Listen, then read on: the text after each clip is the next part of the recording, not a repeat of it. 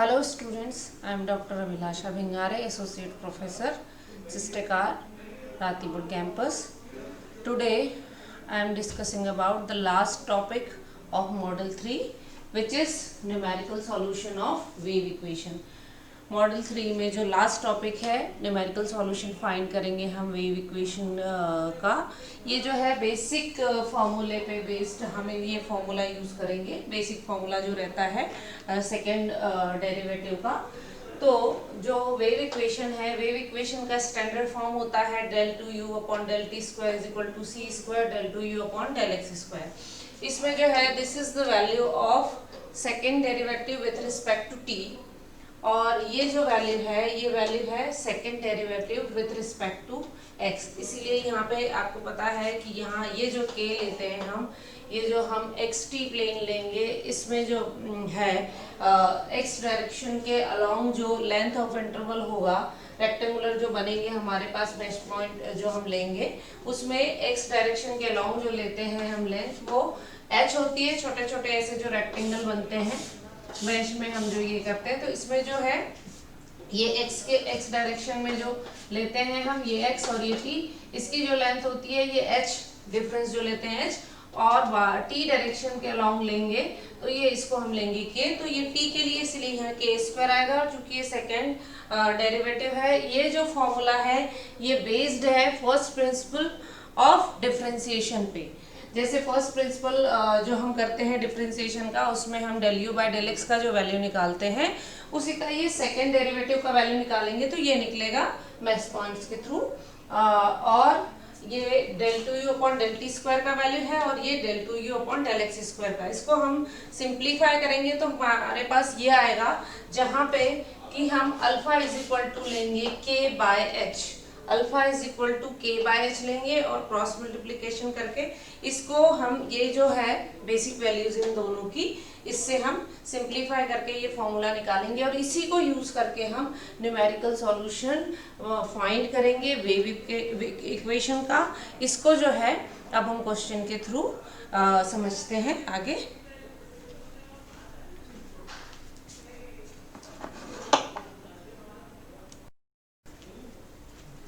Now this is the question. Solve del 2u upon del t square is equal to 16, del 2u upon del x square taking h is equal to 1 up to t is equal to 1.25 under the conditions u0 comma t is equal to u5 comma t is equal to 0 and ux comma 0 is equal to 0, ux comma 0 is equal to x square 5 minus x। ये सारा question में है, ये कैसे है इससे हमें कोई मतलब नहीं है। हमारे पास ये इसे हमें सिर्फ इसे देखना है कि ये कौन सी इक्वेशन है। तो हम देख रहे हैं कि ये स्टैंडर्ड फॉर्म जो होता है वेव इक्वेशन का, उससे मिलती जुलती है। इसीलिए हम सबसे पहले इस इक्वेशन को, दोनों ही में सेकेंड डेरिवेटिव यूज हुए हैं, मतलब ये क्या है, वेव इक्वेशन है, क्योंकि बीच में इज इक्वल टू का साइन है। अगर बीच में प्लस होता तो लाप्लास हो जाती। तो हम क्या करेंगे, इसको हमने क्या किया, कंपेयर किया किससे, स्टैंडर्ड फॉर्म की वेव इक्वेशन से। तो जो गिवन है equation del two U upon del T square is equal to C square del two U upon del square को कंपेयर किया हमने वेव इक्वेशन, तो सी स्क्वायर हमारे पास आ गया 16। अब जो मैंने स्टार्टिंग में आपको फॉर्मूला बताया वेव इक्वेशन को सॉल्व करने के लिए, ये डिफरेंसेस की टर्म्स में फॉर्मूला है। दिस इज द फॉर्मूला, ये पहले भी मैंने बता दिया आपको। इसमें अल्फा क्या है, के बाय एच। अब इसमें हमारे पास किसका वैल्यू है, सी स्क्वायर का वैल्यू है हमारे पास, ये रहा सी स्क्वायर का वैल्यू। तो सी स्क्वायर जहां जहां है वहां वहां हम वैल्यू पुट कर देंगे। सी स्क्वायर इज इक्वल टू 16 है, हमने कंपेयर करके निकाला। तो जहां भी सी स्क्वायर है इसी फॉर्मूले में हमने वैल्यू पुट किया, तो फाइनली हमारे पास ये आ गया। अब इसमें जिसकी जरूरत पड़ेगी वो हम आगे कंटिन्यू करते जाएंगे। और हमारे पास क्या गिवन है, हमारे पास गिवन है, देखिए h is equal to 1, h 1 है, के नहीं है। इसीलिए हम क्या करेंगे कि के को चूज करने के लिए हम क्या करेंगे, ये जो है हमारे पास इसका कोफिशिएंट i कॉमा j का, इसको क्या कर देंगे, 0 कर देंगे। बाय टेकिंग इसके कोफिशिएंट को हमने लिया 0। अब अल्फा हमारे पास क्या है, अल्फा जो है हमारे पास है k बाय h। इसमें देखिए, तो यहाँ हमने लिखा अल्फा के प्लेस पे k बाय h। अब h हमारे पास जो है 1 गिवन है, तो 1 माइनस 16 अपॉन 1 इसका होल स्क्वायर, तो फाइनली हमारे पास आएगा 1 minus 16 K square is equal to 0, that is k is equal to 1/4, that is k is equal to 0.25। k का इनिशियल वैल्यू हमारे पास है 0.25। मैंने आपको बताया k क्या होता है, t डायरेक्शन में जो भी हमारे पास लेंथ होती है रेक्टेंगुलर नेटवर्क की, वो होता है k। तो हमें ये देखिए t का वैल्यू कहाँ तक जाना है, 1.25 तक, मतलब हमारे पास 0.25 से हम शुरू करेंगे और 1.25 तक जाएंगे, मतलब हम 5 बार जब इसको करते हैं 0.25 इंटू मल्टीप्लाइड बाय 5 करते हैं तो 1.25 तक हमें जाना है। अब देखिए बाकी के जो हमारे पास फंक्शन है उनको यूज करके और हम इसको आगे कैसे सॉल्व करते हैं।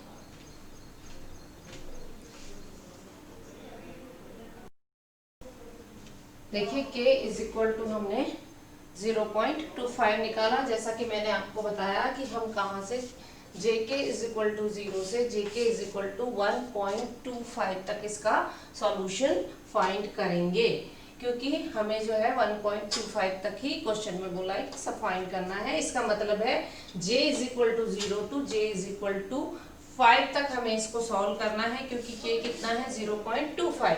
अब हम क्या करेंगे, ये जो 16 alpha square minus 1 is equal to 0 हमने लिया है k चूज करने के लिए, that is 16 alpha square is equal to 1। ये जो इक्वेशन नंबर 2 है, इसमें मैंने इसीलिए इसको रफ नहीं किया, इसमें हम इसको पुट करेंगे तो क्या होगा, ये 0 हो जाएगा और यहाँ पे हम 16 अल्फा स्क्वायर को 1 लिख देंगे यहाँ पे, और ये पूरी टर्म 0 हो जाएगी। तो हमारे पास ये आएगा u i j plus 1 is equal to you I minus 1j plus u i plus 1j minus u i j minus 1। इसको हम इक्वेशन नंबर 3 लेंगे। अब देखिए हमारे पास क्या क्या गिवन है, u0, t0 है, u5, t भी 0 है। इससे हम निकालेंगे तो u0, j, यहाँ पे t के प्लेस पे 0 रख लेंगे तो ये 0 हो जाएगा, और यहाँ भी हम t के प्लेस पे 0 रख लेंगे तो ये भी 0 हो जाएगा। इसका मतलब है कि फर्स्ट 0 से जो शुरू हुई और लास्ट कहाँ गई 5 तक, जैसे ये हमने लिखा है 0 से शुरू होके 5 तक, तो फर्स्ट और लास्ट एंट्रीज जो है वो क्या होगी, 0 होगी। अब हम आगे इसको कंटिन्यू करते हैं।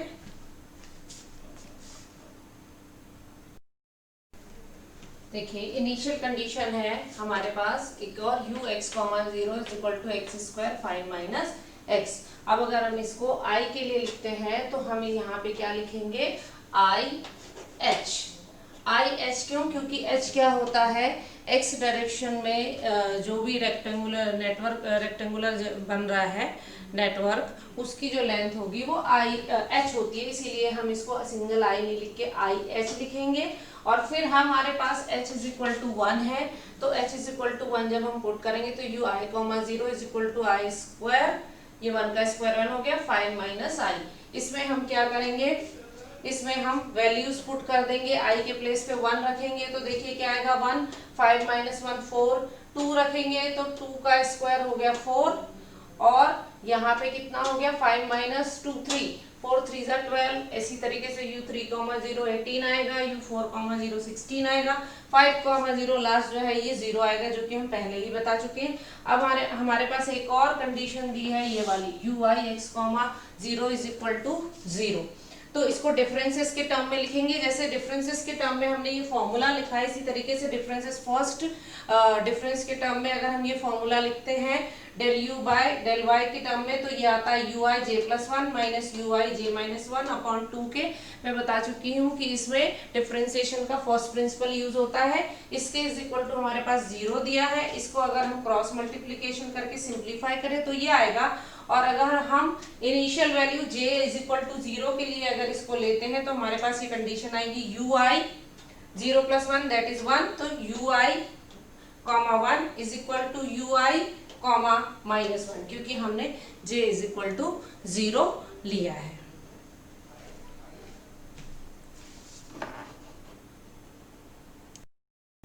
This is equation number 3, ui j plus 1 is equal to ui minus 1j plus ui plus 1j minus ui j minus 1।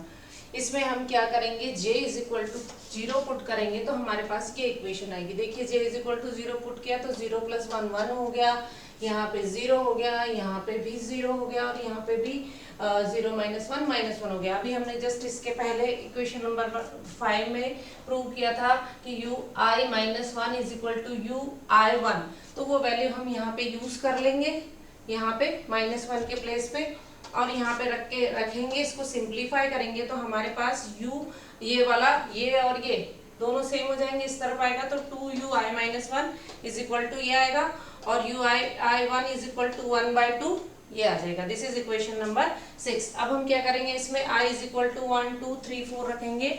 ये हम फर्स्ट रो के लिए वैल्यूज निकाल रहे हैं तो i इज इक्वल टू 1 रखेंगे, कहाँ रखेंगे, यहाँ, तो 1,1 का वैल्यू आएगा। इसमें के लिए u0 0 और u2,0 यूज होगा जो कि हम पहले निकाल चुके हैं, तो u11 जो है हमारे पास 6 आएगा। इसी तरीके से i इज इक्वल टू 2 रखेंगे तो u2,1 का वैल्यू निकलेगा। इसमें u1,0 और u3,0 यूज होगा, इसका वैल्यू आएगा 11। ये सब हम ऑलरेडी निकाल चुके हैं। इस तरीके से i इज इक्वल टू 3 रखेंगे तो u3,1 का वैल्यू आएगा 14। i इज इक्वल टू 4 रखेंगे तो u4,1 का वैल्यू आएगा, दिस इज 9। अब ये तो फर्स्ट रो के लिए हो गई वैल्यूज 6 11 14 9। अब हम सेकेंड रो के लिए क्या करेंगे, पहले हमने j इज इक्वल टू 0 रखा था, अब हम j इज इक्वल टू 1 रखेंगे, किसमें, इसी इक्वेशन नंबर 3 में। जब हम j इज इक्वल टू 1 रखेंगे इक्वेशन नंबर 3 में तो हमारे पास सेकेंड रो के लिए, टेबल की जो सेकेंड रो के लिए वैल्यूज आएंगी u i, 2, यहाँ पे देखिए हम रख रहे हैं j के प्लेस पे 1 तो ये i, 2 हो जाएगा। इस तरीके से ये वैल्यू निकालेंगे हम, ये वैल्यू निकलेगी।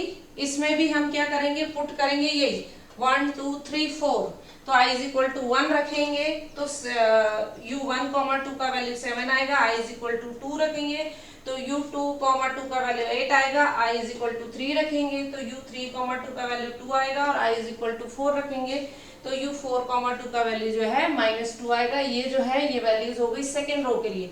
इसीलिए हमें इसी तरीके से हमें क्या करना है, 3 4 5 तक का वैल्यू, 5 तक का value, j is equal to 5 तक का वैल्यू निकालना है। क्या करेंगे नेक्स्ट, इसमें हम अभी j इज इक्वल टू 1 रखा था, फिर j इज इक्वल टू 2 रखेंगे और ये जो जितनी भी वैल्यूज इसमें लग रही हैं ये सारी वैल्यूज आती जाएंगी, जो जो रिसेंट वैल्यू आती जाएंगी वो हम यूज करते जाएंगे। तो नेक्स्ट रो के लिए हम j इज इक्वल टू 2 रखेंगे, फिर उसके बाद हम j इज इक्वल टू 3 रखेंगे, 4 रखेंगे और 5 रखेंगे, क्योंकि हमको j इज इक्वल टू 5 तक जाना है।